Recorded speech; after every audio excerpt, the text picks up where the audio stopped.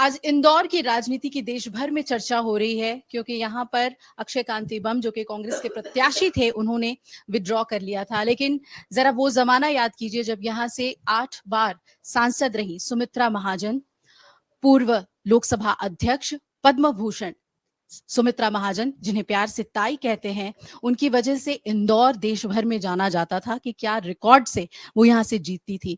सुमित्रा जी, बहुत बहुत स्वागत है आपका अमर उजाला में। ये इंदौर में क्या हुआ? हमने सुना कि आपके यहाँ खूब फोन की घंटियां बजी और आपको लोगों ने कहा कि हम तो नोटा दबाएंगे। वो तो आई गई हो गई बात, उनको मैंने समझा भी दिया। वो तो उनका भी उस समय का गुस्सा था, ज्यादा नहीं। अब देखो, जिसको कोई जो अपना लगता है ना, उसके लिए जल्दी गुस्सा भी आता है। तो उनको लगा हमारी भारतीय जनता पार्टी ने ऐसा क्यों किया, दैट वाज इट। और अब तो उनका गुस्सा भी ठीक हो गया, हमने बातचीत करी, सब कुछ करा है, ऐसी कोई बात नहीं है। लगा उस समय कह रहे ये क्यों हुआ, जिसकी आवश्यकता नहीं थी, हमें भी लगा। अब इट्स ओके, हुआ है, हम उसके अनुसार अब काम करेंगे, दैट्स ऑल।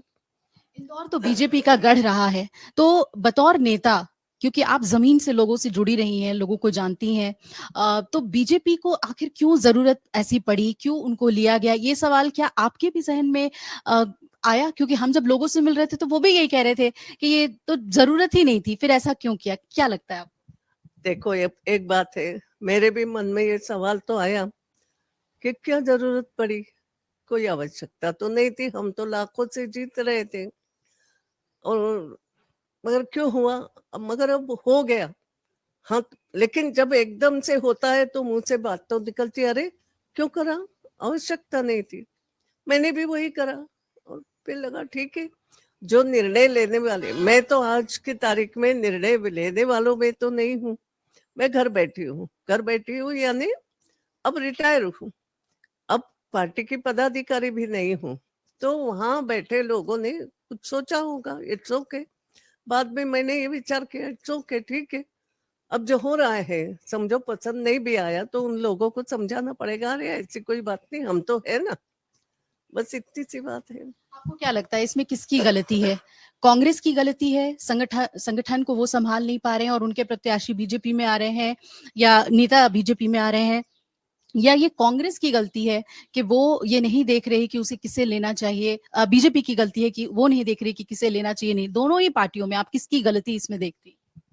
अब देखो, मैं कैसे कहूं कि ये तुम्हारी गलती गलती है, हर एक ने अपना घर संभालना चाहिए। मैं तो ये कहूंगी कि हर एक ने अपना घर संभालना चाहिए। ये क्यों हुआ, इस पर विचार करना चाहिए। अब ऐन समय पे कोई कैंडिडेट छोड़ के जाता है, वापस लेता है फॉर्म, लोकसभा के लिए ये छोटी बात नहीं है।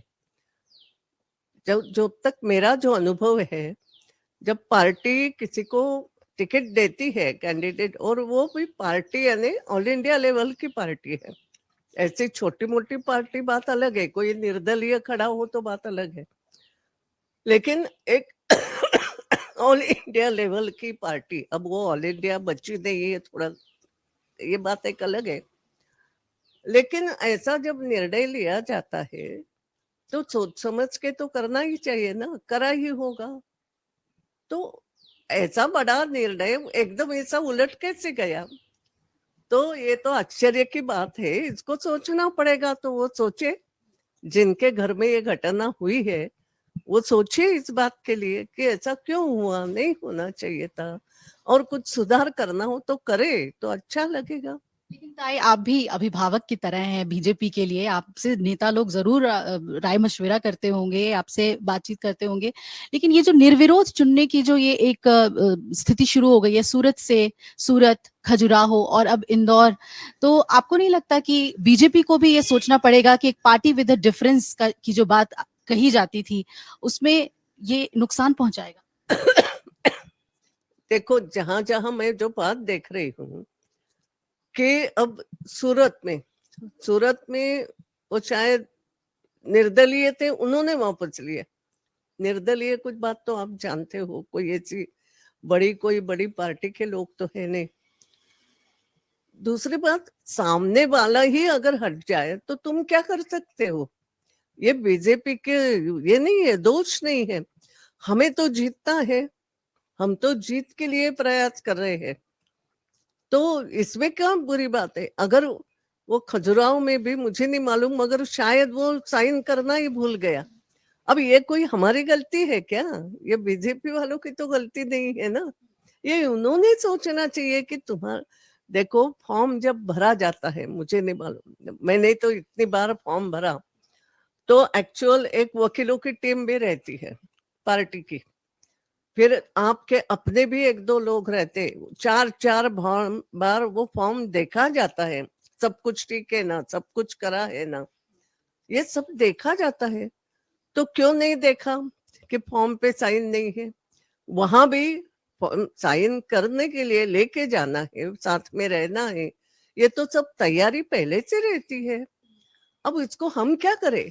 इसमें बीजेपी का दोष नहीं है, ये तो बीजेपी के थाली में आके लड्डू गिर रहा है।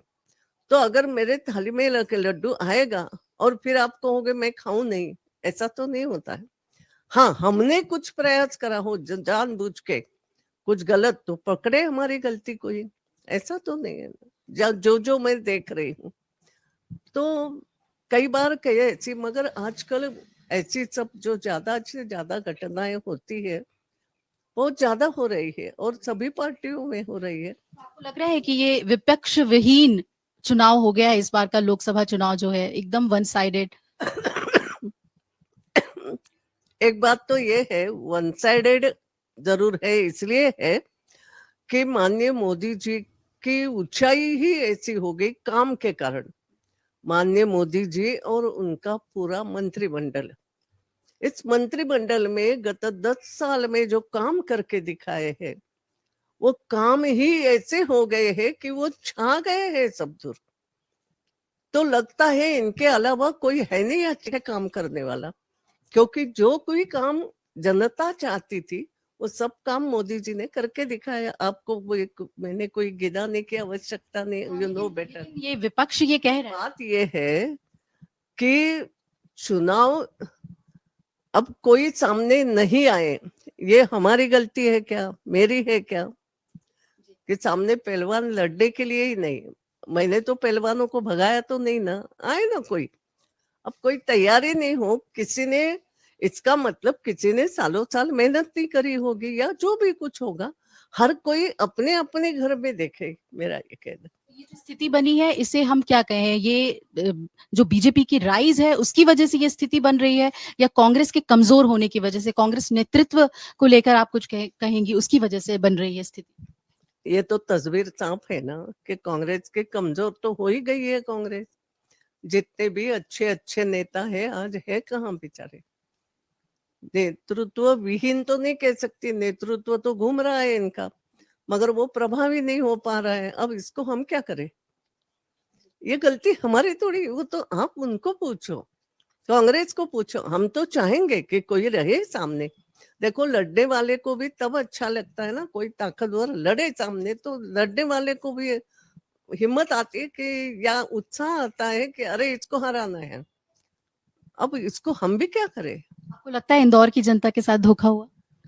इंदौर की सीट तो जीती जिताई हो गई, वैसे भी पहले से भी थी, यानी कांग्रेस का कैंडिडेट मैदान में था या होता तो भी हम जीतने वाले थे। लोग कह रहे हैं कि नोट, कांग्रेस कह रही है कि हम नोटा लगाने के लिए लोगों को जागरूक कर रहे हैं, आप इंदौर की जनता से कुछ अपील करेंगे?